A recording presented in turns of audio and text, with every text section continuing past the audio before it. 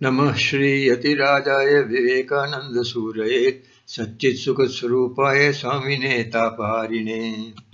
भारतवर्ष के झारखंड राज्य में बोकारो जिला के चास प्रखंड में मामरकुदर के गांव कोलभेंती में श्री रामकृष्ण आश्रम है। इस आश्रम में भगवान श्री रामकृष्ण, माँ शारदा और स्वामी जी के नित्य पूजा, दर्शन, प्रातः और सायंकाल प्रार्थना आरती प्रतिदिन होती है। भक्त लोग आकर दर्शन करते हैं। श्री रामकृष्ण के पार्षदों का भी दर्शन होता है और भगवान के मंदिर में बैठकर लोग इससे बड़ा आनंद पाते हैं और शांति भी पाते हैं।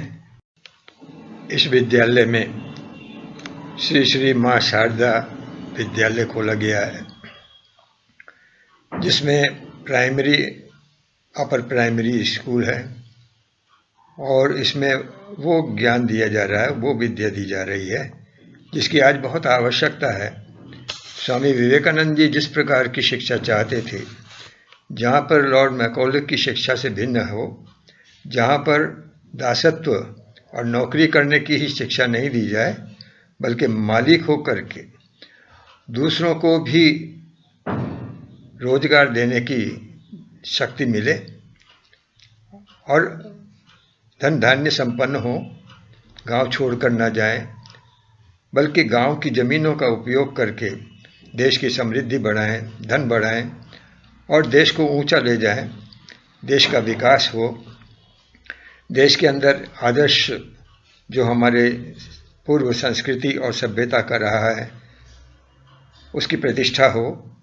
इस प्रकार के विचारों से ये स्कूल खोला गया है और इस स्कूल में जो कुछ सिखाया जाता है आत्मनिर्भर होने के लिए, स्वनिर्भर होने के लिए, चरित्र के गठन के लिए, उसका विस्तार है।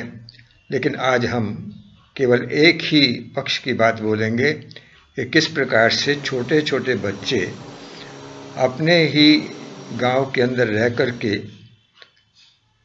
अपने रोजगार कर सकें, स्वरोजगार कर सकें, दूसरों को भी उसमें लगा सकें। वह विद्या उनको प्राप्त होने के बाद वो कैसे अपने देश को उठाएंगे, तो वह शिक्षा किस प्रकार दी जा रही है उसका थोड़ा सा चित्रण हम आज करना चाहेंगे। एक पक्ष को लेकर वह है कि खेती बाड़ी, बागवानी किस प्रकार से सीखते हैं उसको दिखाया जाएगा। इस आश्रम में माँ शारदा विद्यालय खोला गया है, जो अपने में एक अलग ढंग का है। हम जिस धरती माता को बंजर छोड़ करके चले जाते हैं, वही धरती माता हमको खाना देती है, फूल देती है और साथ में सब्जियां देती है, और इतना ही नहीं, फल भी देती है वृक्षों से, जिनसे हम कितना कुछ बना सकते हैं, उसमें उसकी वैल्यू एडिशन करके कितना कमा सकते हैं, ये नहीं जानते। कहते हैं खेती बाड़ी में लाभ नहीं होता, क्योंकि वो जानते नहीं हैं कि इसमें लाभ कैसे लेंगे। वही है सिखाने के लिए, उस शिक्षा को हम देते हैं जिससे उसको मालूम हो कि इसमें कैसे लाभ हो सकता है।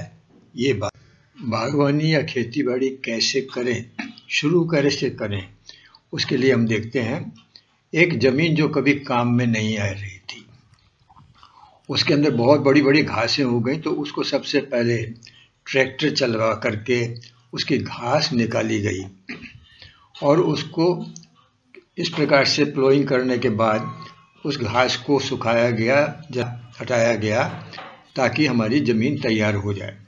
जब इस प्रकार से ज़मीन तैयार हो गई तो उसके बाद मिनी पावर टिलर से बच्चे अपने आप उसके अंदर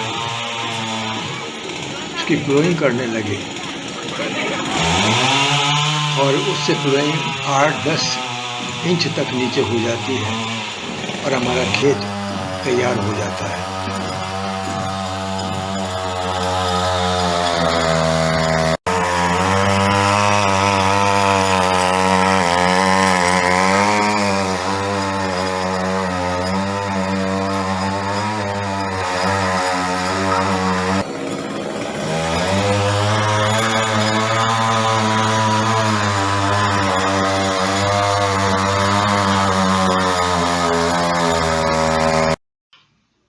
अब इस जमीन में खाद मिलाने की बात है।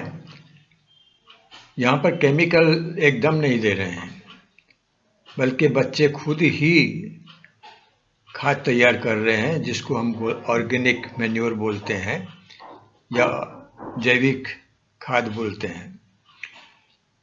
उसके लिए एक तो ये कंपोस्ट तैयार कर लेते हैं। इन्हें स्पीड कंपोस्टिंग सिखाया जाता है। माने है कि 21 दिन में पत्ते, गोबर, जो वेस्ट मटेरियल होता है उससे लेकर के ये अपना खाद तैयार कर लेते हैं। उस 21 दिन के अंदर इनका तैयार हो जाता है।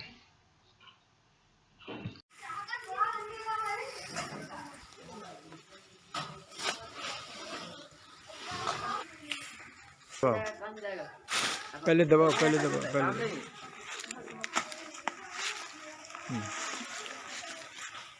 Pintu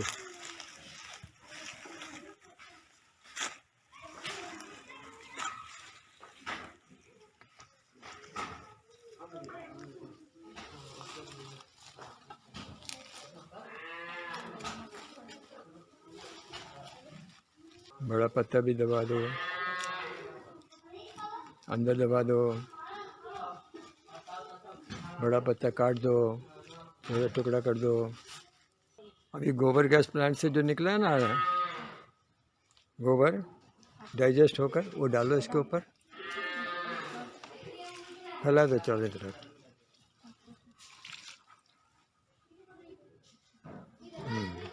very good. 4 फ्रेमों में भर जाने के बाद 7 दिन के बाद, फिर 3 दिन के बाद, 3 दिन के बाद ऐसे उसको खोलना है और फिर भरना है पानी दे करके। तो देखेंगे 21 दिन के अंदर जैविक खाद तैयार हो गई। अब इस खाद को हम अपने जुताई किए हुए खेत में ले गए और उसमें मिट्टी के साथ में अच्छी तरह से मिला दिया। तो उसको मिलाने के बाद अब खाद भी उसमें मिट्टी के अंदर मिल जाती है। बच्चे केंचुआ पालन भी सीख गए, इसलिए केंचुआ की खाद भी तैयार कर लेते हैं और फिर केंचुए को छान करके उसकी जो खाद बनी है उसे भी खेत में दे देते हैं। अब इस मिट्टी में खाद अच्छी तरह मिला करके और उसके बाद कुछ साधारण यंत्रों के द्वारा हम क्यारी बनाना शुरू करते हैं। अब क्यारी बनाना शुरू हो रहा है, तो उसके लिए जो यंत्र है उसे हाथ से ही खींच करके और गड्ढा कर लेते हैं और बाकी फिर उसको लेवल कर लिया जाता है। इस प्रकार क्यारी तैयार हो जा रही है।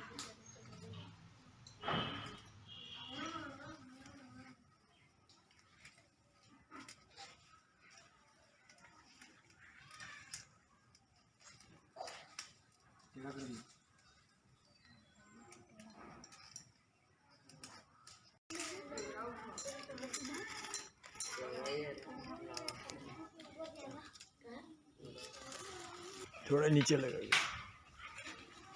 और थोड़ा सा प्रेशर लगाओ।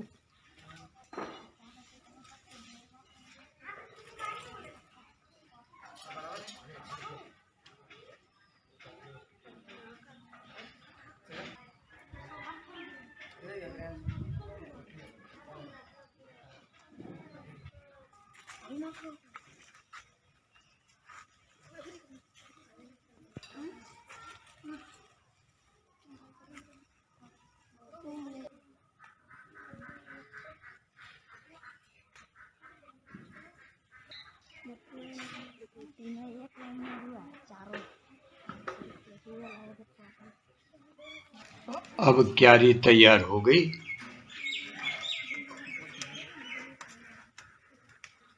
इधर कॉकपिट में बीज बोया गया और बीज बोने के साथ साथ में उसे पानी वगैरह देकर तैयार कर दिया ताकि इसके अंदर अंकुरण लगा लिया हो जाए और यही जर्मिनेशन के लिए इन कॉकपिट से सहायता लेकर के बीजा का अंकुरण तैयार हो जाता है। क्या बीजा है? मिर्चा का है। इधर में ये किस चीज का बीजा लगा रहे हो? हैं? मूली का। कोकोपीट में अब तैयार हो गए ऐसे छोटे छोटे पौधों को लेकर क्यारी में लगा रहे हैं, और जो जितनी दूर पर लगाने का नियम है उस प्रकार से वो उतनी दूर पर वे पौधे लगा दे रहे हैं क्यारी में। पौधा लगाने के बाद उसमें थोड़ा थोड़ा पानी दे रहे हैं। उसके बाद जो बाद में नाली है उसमें भी पानी दिया जाएगा।